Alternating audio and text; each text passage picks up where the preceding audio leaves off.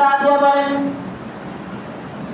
অন্যদিকে আমরা যে উটনিকে নিয়ে এসেছিলাম আমাদের সফরের সাথে, সেই উটনির দিকে তাকালাম, দেখলাম আজকে তার স্তনের ভিতরেও দুধ ভর্তি হয়ে গিয়েছে।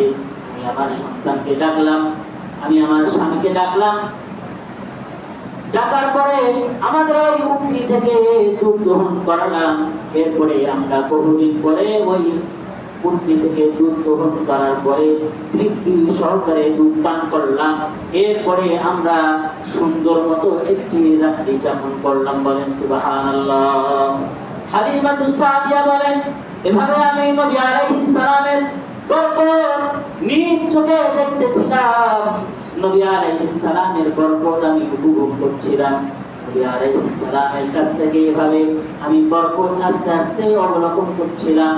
পরবর্তী দিন সকালে এখন আমাদের বাড়িতে যাওয়ার পালা। হালিমাতুস সাদিয়া বলেন, আমরা যে দুর্বল উটনির উপরে আরোহণ করে মক্কায় সফরে আসছিলাম, এবার আমরা বাড়িতে যখন যাব, ফেরার সময় আমরা ওই দুর্বল উটনির উপরে আরোহণ করলাম।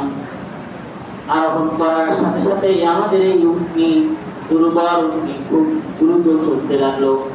পরিসার গোত্রের অন্যান্য মহিলারা আশ্চর্য হয়ে বলল, ও হালিমাতুস সাদিয়া, এটা কি তোমার সেই উটনি যে উটনিতে আরোহণ করে তুমি মক্কায় এসেছিলে? তোমার এই উটনি এত দ্রুত কিভাবে চলতে লাগলো? হালিমাতুস সাদিয়া বললেন, এটা হলো এই এতিম সন্তান মুহাম্মদ ইবনে আব্দুল্লাহ মুজিজা। বলেন সুবহানাল্লাহ। হালিমাতুস সাদিয়া বলেন, এভাবে আমরা দ্রুত সময়ে আমাদের গোত্র নিজ এলাকা সাত গোত্রের মধ্যে বাড়ি চলে আসলাম। সেখানে আসার পরে এখান থেকে যাওয়ার সময় তো আমরা দেখে গিয়েছিলাম দুর্ভিক্ষ, আমাদের উটনিগুলো, আমাদের ছাগলগুলো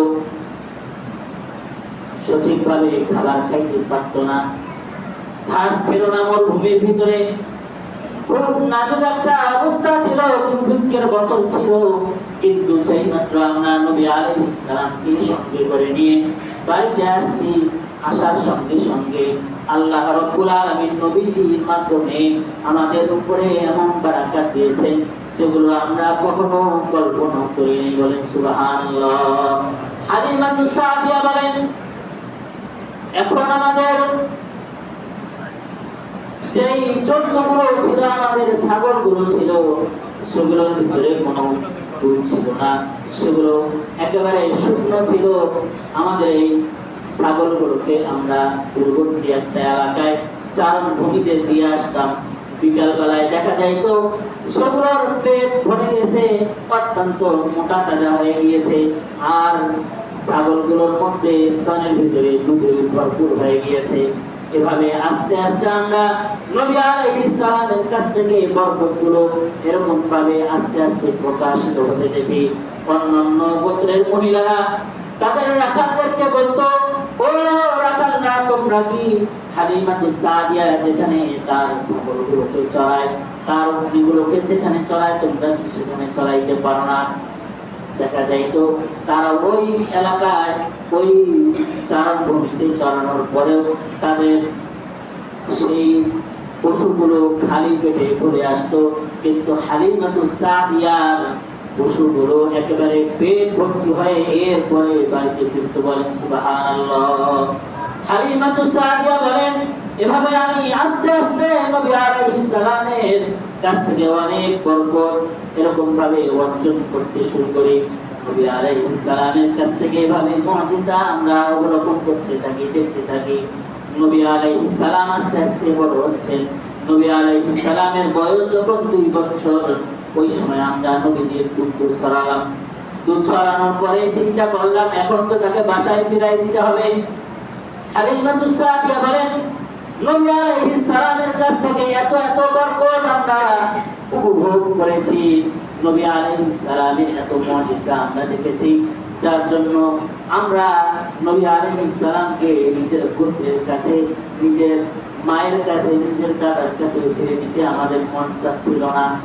কিন্তু যেহেতু নিয়ম আছে, 2 বছর হয়ে গেছে, আমরা নিয়ম অনুযায়ী মুহাম্মদ ইবনে আব্দুল্লাহকে তার গোত্রের কাছে নিয়ে গেলাম, কিন্তু ওই সময় মক্কা নগরীর ভিতরে একটা মহামারী দেখা গেল।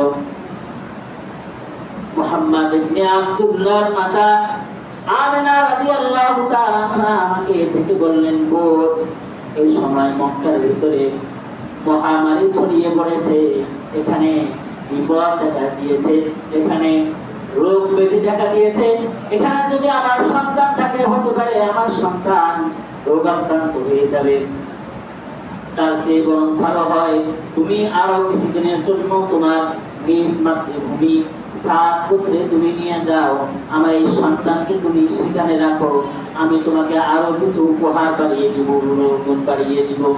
হালিমাতুস সাদিয়া বলেন, নবীজির মা আমিনা রাদিয়াল্লাহু তাআলা আনহা যেই মাত্র আমাকে এই কথা বলেছে, আমাকে বলেছে তুমি আমার এই সন্তান মুহাম্মদ ইবনে আব্দুল্লাহকে হালিমাতুস সাদিয়া নিজ এলাকায় নিয়ে যাও, এই কথা শোনার সাথে সাথে আমি আনন্দিত হয়ে নবী আলাইহিস সালামকে দ্রুত আমাদের গোত্র সাত গোত্রের নবী আলাইহিস সালামকে নিয়ে আসে। বলেন সুবহানাল্লাহ।